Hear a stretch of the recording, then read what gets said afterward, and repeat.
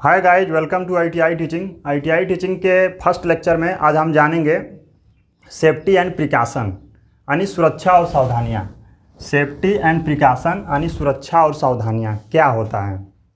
सुरक्षा यानी सेफ्टी क्या है। सेफ्टी एक प्रकार का हमारे जीवन में एक सुरक्षा कवच है। जैसे आप सेफ्टी से समझ लीजिए, जैसे आप जाते हैं बाइक ड्राइव करने तो उस समय क्या करते हैं, आपके अपने बचाने के लिए हेलमेट का प्रयोग करते हैं। कार ड्राइव करने जाते हैं तो कार ड्राइव में भी सीट बेल्ट होता है। तो उसके मतलब ये सेफ्टी के क्या हैं, एक तरफ से कवच हैं। जैसे कि आप अपने आप को सुरक्षित रख के अपने जीवन को सही तरीके से आप रोड पे चलते हुए, यानी आपके साथ कुछ अगर मान लीजिए कोई असावधानी के कारण अगर आगे मान लो एक्सीडेंट हो गया किसी कारण, तो आप अपने जीवन को सही तरीके से सुरक्षित रख सकते हैं। तो ठीक उसी प्रकार होता क्या है कि जैसे इंजीनियरिंग क्षेत्र में कार्यशाला यानी वर्कशॉप में जब आप जाते हैं कार्य करने के लिए, तो वहाँ पे देखते हैं कि तरह तरह की मशीनें लगी होती हैं। हर प्रकार की मशीनों पे कहीं छोटा कार्य हो रहा है, कहीं बड़ा कार्य हो रहा है। तो उस मशीनों पर कहीं पे वर्कशॉप में केमिकल का कार्य हो रहा है, कहीं पे ज्वलनशील पदार्थ से कार्य हो रहा है, कहीं पे बिजली का कार्य हो रहा है। तो ऐसे में सभी कार्य करने के दौरान हमसे कुछ असावधानियां हो जाती है, और उस असावधानियां के कारण हमारे असावधानियां के कारण क्या करते हैं, हमारे जीवन में बड़ी से बड़ी दुर्घटनाओं के हम शिकार हो जाते हैं। तो उससे जो हम बचने के लिए जो हम उपाय करते हैं उसे हम सेफ्टी कहते हैं। उसे हम क्या करते हैं, सेफ्टी। यानी प्रिकॉशन अब क्या है, प्रिकॉशन सावधानियाँ। जो कार्य जो हम अगर मान लिए वर्कशॉप में कोई कार्य कर रहे हैं, कोई मशीन पे कार्य कर रहे हैं, उस मशीन यानी कार्य करने के दौरान हमसे कुछ गलतियां हो जाती हैं। उस गलतियों से सही सुचारू रूप से कार्य को करें, और उससे जो बचने के लिए जो हम उपाय यानी कि सावधानी से कार्य करें, अपने खुद को बचें, अपने जॉब को बचाएं, अपने इंस्ट्रूमेंट को बचाएं। उससे जो हम उपाय जो अपने रखते हैं उसे हम सावधानियां कहते हैं, यानी प्रिकॉशन कहते हैं। तो आप लोग को इतना समझ में आ गया होगा। फिर आगे चलते हैं, देखते हैं कॉजेज ऑफ एक्सीडेंट यानी दुर्घटनाएं के कारण। यानी दुर्घटनाएं के कारण क्या क्या दुर्घटनाएं के कारण हो सकता है, किस रीजन से कारण हमारे वर्कशॉप में हमारे जो ट्रेनीज आते हैं, नए नए जो स्टूडेंट के ट्रेनीज हैं वर्कशॉप में जाते हैं, तो उनके कारण क्या होता है। कभी कभी कुछ स्टूडेंट ऐसे हैं जैसे कि वर्कशॉप में गए, वर्कशॉप में जाने के बाद उनको कुछ बहुत चीज़ें नहीं पता होता है, और पता के दौरान क्या करते हैं, अपना कार्य को सही रूप से सुचारू रूप से न संचालन करते हुए वह क्या करते हैं, न जानते हुए भी उनको क्या करते हैं, दुर्घटनाओं के शिकार हो जाते हैं। तो किस रीजन के कारण होते हैं, कुछ उसके टर्म हैं, आइए समझ लेते हैं। जैसे अब क्या है, इगोरेंस।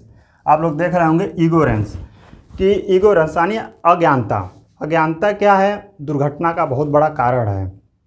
अज्ञानता के कारण क्या करते हैं, जैसे हम कोई ट्रेनिज क्या करा, अगर मान लीजिए वर्कशॉप में गया, वर्कशॉप में जाने के दौरान यानी उसको अभी नया नया ट्रेनिज है और वर्कशॉप में गया और उसको कुछ पता नहीं है वहाँ के बारे में, क्या है, कौन सा मशीन क्या कर रहा है, कौन सा वर्क प्लेस पे क्या हो रहा है, कहाँ हमको खड़ा होना चाहिए, कहाँ नहीं, किस प्रकार से हमको एंट्री करना चाहिए वर्कशॉप में, यानी उसको अभी कुछ नहीं पता है।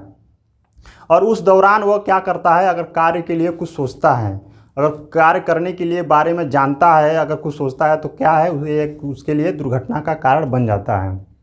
तो अज्ञानता सबसे बड़ा दुर्घटना का कारण है। तो इसके बाद नेक्स्ट कॉलम में देखते हैं क्यूरियासिटी यानी उत्सुकता। उत्सुकता जो है, देखिए उत्सुकता है अज्ञानता का ही एक रिलेटेड है। जैसे आप क्या करें, अगर आपको नए ट्रेनिज हैं, अगर आप वर्कशॉप में एंट्री किए, तो होता क्या है कि उत्सुकता यानी क्यूरियासिटी। तो उसमें होता क्या है कि जब आप जाते हैं वर्कशॉप में, तो वर्कशॉप में देखते हैं कि नए नए तरह तरह की मशीनें लगी हैं, कहीं पे अलग अलग तरीके के कार्य हो रहे हैं। तो हमारे मन में क्या होता है कि उत्सुकता हो जाती है कि हम अभी तो एंट्री करें। अभी आप जब निकल के बाहर से जब जाते हैं क्षेत्र में, वर्कशॉप के क्षेत्र में जाते हैं, तो वहाँ तरह तरह के कार्य होने सुचारू रूप से होने लगते हैं, आपके मन में एक्साइटमेंट होता है। तो उसमें होता क्या है कि आप सोचते हैं कि अरे मशीनों को तुरंत चलाने के आपके मन में उत्सुकता हो जाती है। जब कोई नया ट्रेनिंग आता है उसके मन में उत्सुकता हो जाती है, तो उस दौरान क्या करता है, अगर वो कार्य को करने के लिए अगर सोचता है तो वो दुर्घटना का कारण उसके लिए बन जाता है, क्योंकि उसको अभी पूरा सुचारू रूप से उसके पास नॉलेज या ज्ञान नहीं है। तो डियर फ्रेंड, इतना समझ में आया होगा। फिर नेक्स्ट देखते हैं ओवर कॉन्फिडेंस, यानी अपनी कुशलता पे ज़्यादा भरोसा। अपनी कुशलता पे ज़्यादा भरोसा। देखिए होता क्या है कि आपको अगर मान लीजिए आपने उस कार्य को सीख लिया, वर्कशॉप में गए, आपने कार्य को सीख लिया, सही सुचारू रूप से कार्य कर रहे हैं, कोई अगर श्रमिक या ट्रेनीज अगर वो कार्य को जानने लगा सही तरीके से, तो उसे होता क्या है, उसके मन में कॉन्फिडेंस आ जाता है कि अरे ये तो कार्य अब इतना है, मैं थोड़ा सा ही मेरे करने से ये हो जाएगा। यानी आप क्या करते हैं, कॉन्फिडेंस मानी कुशलता आपके अंदर लगने लगता है कि मैं स्किल हो गया हूँ। और उस दौरान भी क्या होता है कि आप जो कार्य का जो सुचारू रूप जो उसके रूल हैं, जो सही तरीके से कार्य करने चाहिए, वो आप उसको इग्नोर कर देते हैं, तो उस समय भी एक क्या होता है, दुर्घटना का कारण बन जाता है। तो कभी भी अपने कार्य को संयम के ध्यान में रखते हुए करें, ज़्यादा ओवर कॉन्फिडेंस में नहीं करना चाहिए। तो नेक्स्ट में देख लेते हैं लॉस ऑफ इंटरेस्ट, यानी लग्न की कमी।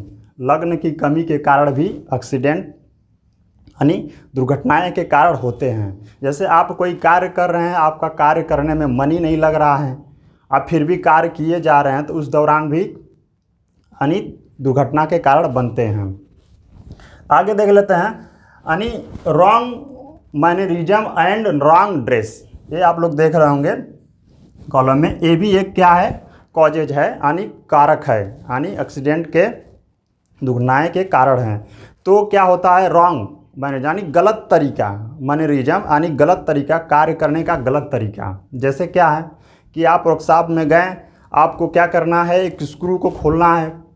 स्क्रू को खोलने के दौरान क्या करता है, होता क्या है, कभी कभी कोई ट्रेनिज स्क्रू को खोलने के दौरान स्पैनर से खोलने लगता है, कभी स्पैनर की जगह आप हैमर का प्रयोग करने लगते हैं। तो उस दौरान आप क्या होता है कि आप कार्य को सही सुचारू रूप से नहीं कर रहे हैं, तो वो भी आपके लिए क्या है कि अगर मान लीजिए स्क्रू का जहाँ स्क्रू को ड्राइवर से खोलना है, स्क्रू ड्राइवर से स्क्रू को, तो आप क्या करना है, स्पैनर का प्रयोग कर, तो आपको क्या होगा कि हाथ में चोट लग जाएगी और सही उसके तरीके नहीं सही हैं, तो उस दौरान भी आप एक्सीडेंट के कारण बन सकते हैं। यानी और दूसरा में इसी में क्या है, एक है एंड रॉन्ग ड्रेस, यानी गलत पोशाक भी एक आपका दुर्घटना का कारण है। जैसे आप वर्कशॉप में किसी मशीन पे कार्य कर रहे हैं, जो वर्कशॉप के अनुसार जो ड्रेस होता है वो बहुत ज़रूरी है आपके लिए।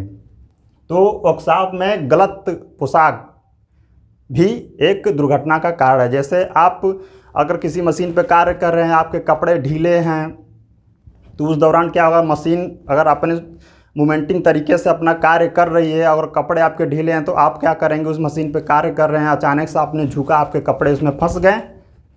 अगर मान लीजिए सपोर्ट दैट आप लीजिए एग्जाम्पल में लेथ मशीन है, अपने कार्य कर रहे हैं, आपका कपड़ा फंस गया, तो आप क्या होंगे, बहुत बड़ा दुर्घटना के कारण बन सकता है।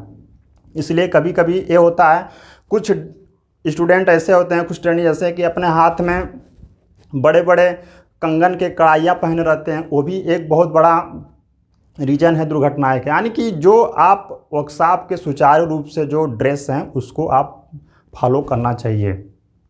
इतना मैं समझता हूँ फ्रेंड, आप लोग को इतना क्लियर हुआ होगा कॉजेज क्या है, यानी दुर्घटनाएं के कारण क्या क्या बन सकते हैं। चलिए आइए जान लेते हैं आगे, यानी टाइप्स ऑफ सेफ्टी, यानी सुरक्षा के प्रकार। सुरक्षा के प्रकार यानी कितने प्रकार से हम सुरक्षा कर सकते हैं, ये भी तो है कि हमने सुरक्षा अपने आप को कैसे बचा सकते हैं, अपने वर्कशॉप को कैसे बचा सकते हैं, अपने मशीन टूल को कैसे बचा सकते हैं, यानी 3 प्रकार से हम बचा सकते हैं। जैसे आपने देखा self safety, general workshop safety और मशीन टूल सेफ्टी। तो चलिए एक एक करके हम लोग समझ लेते हैं कि सेल्फ सेफ्टी क्या है। सेल्फ सेफ्टी वह चीज़ है जैसे आप अपने आप को जो बचा रहे हैं वही आपका सेल्फ सेफ्टी है। जैसे कि आप क्या कर रहे हैं कि किसी वर्कशॉप में अपने आप को, जैसे वर्कशॉप का जाने से पहले अपने आप को पहले सेफ रखें, उसके जो ड्रेस हैं ड्रेस पहने, आप अपने आप को बचाने के लिए सेफ्टी शूज पहने, अपने आप को बचाने के लिए क्या करें कि आप वहाँ पे जो उसके वर्किंग पैलेस हैं वो सही तरीके से सुचारू रूप से होने चाहिए कि कार्य करने के दौरान कहाँ अपन सही तरीके से हम अपना स्टैंडिंग हो, सही तरीके से उसके सामान व्यवस्थित हों। तो सेल्फ सेफ्टी में आप ये समझ लीजिए कि सेल्फ सेफ्टी का एक टेक्निकल में भाषा है कि जान है तो जहान है, यानी कि आप अगर सुरक्षित हैं तभी आप सही तरीके से कार्य कर सकते हैं।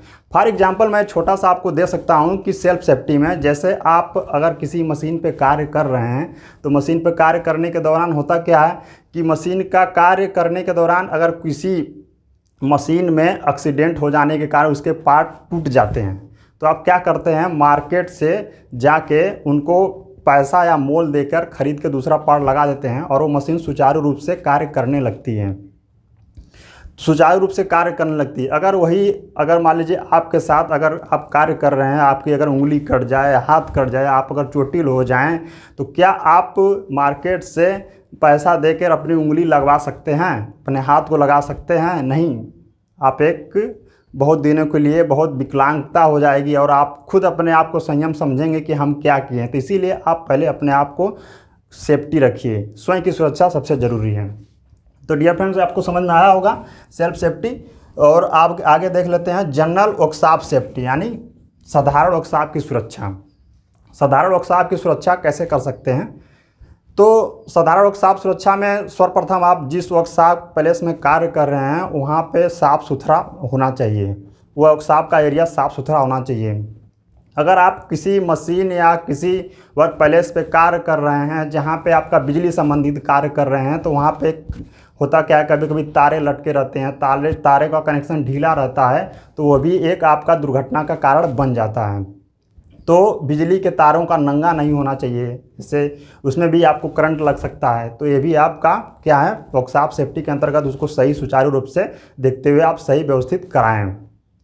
दूसरा है प्रकाश, यानी प्रकाश का उचित प्रबंध होना चाहिए, नेचुरल प्रकाश का प्रबंध होना चाहिए, जिससे आप क्या कर सकते हैं कि अगर मान लीजिए आप कार्य कर रहे हैं, लाइट तो है ही, नेचुरल प्रकाश नहीं है, अचानक लाइट चली गई तो क्या करेंगे, मशीनों पे अगर कार्य कर रहे हैं वर्कशॉप में तो मशीनों का आपस में एक्सीडेंट होने का कारण अगर आप खुद कर रहे हैं तो खुद अगर अंधेरा हो जाएगा अचानक तो आप किधर जाएंगे, आप सोच सकते हैं। इसलिए भी एक जनरल वर्कशॉप सेफ्टी को ध्यान में रखते हुए ये भी एक जरूरी टर्म है।